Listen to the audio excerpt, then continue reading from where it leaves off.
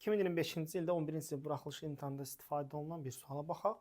Deyək ki, cümlədə yol verilmiş səhvləri düzəltmək üçün altından xətt çəkilmiş hansı hissələri cümlənin tərkibindən çıxartmaq lazımdır? Gəlin baxaq. Nə tamaşaçılar vaxtında gəlmədilər, nə də konsert deyilən vaxt başlamadı. Deməli uşaqlar, bu rahat bir sualdır. Biz bilirik ki, Azərbaycan dili qrammatikasında cümlədə iki inkar ola bilməz. Yəni nə də inkarlıq bağlayıcılarıdır və görürüz ki, xəbər də nədir? İnkarda işlənib. Yəni bunlardan biri olmamalıdır. Ya sən inkarlıq bağlayıcılarını çıxartmalısan, və yaxud da ki, bunları təsdiqdə işləməlisən. Yəni nə oxumadı, nə yazmadı deyə olmaz.